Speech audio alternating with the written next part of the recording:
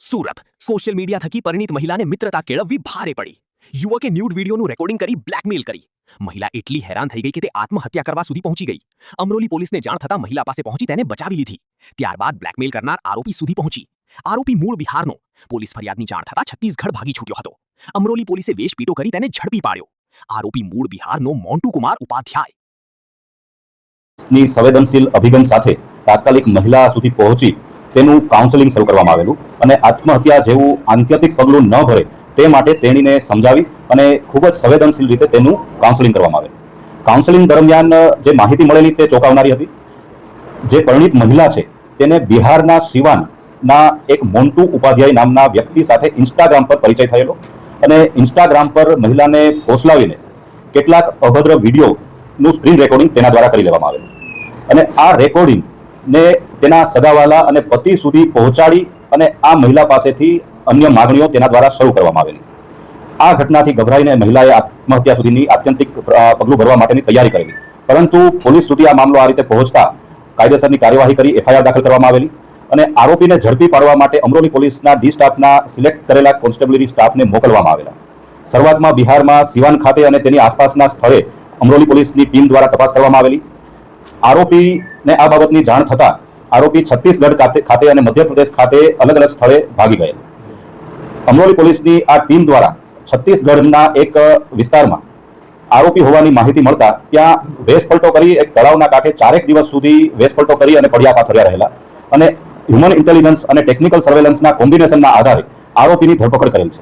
આરોપીને હાલમાં ધરપકડ કરી ગુજરાત સુરત અમરોલી પોલીસ સ્ટેશન ખાતે લાવવામાં આવેલ છે અને તેની વિરુદ્ધમાં કાયદેસરની કાર્યવાહી હાથ ધરવામાં આવેલ છે. આરોપી કોઈ દેખીતો કામ ધંધો તો ખાસ કરતો નથી, તે અંગેની તપાસ ચાલુ છે, પરંતુ મુખ્યત્વે ઇન્સ્ટાગ્રામ ઉપર મહિલાને ફસાવી તેના વિડીયો રેકોર્ડિંગ કરી તેના પરિવારને બતાવી દેવાની ધમકી આપી તેના પાસેથી અભદ્ર અને અનૈતિક માગણી કરતો હોવાનું તપાસ દરમિયાન સામે આવેલ છે. જ્યારે પોલીસ સામે સમગ્ર મામલો આવેલો ત્યારે ઘટનાની ગંભીરતા અને સંવેદનશીલતાને ધ્યાનમાં રાખી આરોપીને કોઈ પણ સંજોગોમાં પકડી પાડવા માટે કટિબદ્ધ થયેલા. આરોપીને પકડવા માટે અમરોલી પોલીસની ટીમે 3000 થી વધારે કિલોમીટરનો પ્રવાસનું અંતર કાપેલું. આ ઉપરાંત અલગ અલગ બિહાર, મધ્યપ્રદેશ તેમજ છત્તીસગઢના અલગ અલગ વિસ્તારોમાં બાતમીના આધારે પહોંચી વેશપલટો કરી અને કામગીરી કરેલી અને અંતિમ છત્તીસગઢમાં આવેલા એક વિસ્તારના તળાવ પાસે 4 દિવસ સુધી ગુપ્ત વેશે રહીને આરોપીનું પગેરું મેળવી આરોપીની ધરપકડ કરવામાં આવેલ છે. સર, પોલીસને કેવી રીતે ખબર પડી કે આ મહિલા આત્મહત્યા કરવા જઈ રહી છે? જે રીતે આપણને આપ સૌને ખ્યાલ છે કે સુરત શહેર પોલીસ માનનીય પોલીસ કમિશનર શ્રી અનુપમસિંહ ગેહલોત સરના માર્ગદર્શન હેઠળ નબળા વર્ગ પ્રત્યે અને સ્ત્રી અને બાળકો પ્રત્યે ખૂબ સંવેદનશીલ છે અને તેમને પડતા કોઈ પણ પ્રશ્નો માટે હંમેશા જાગૃત રહે છે.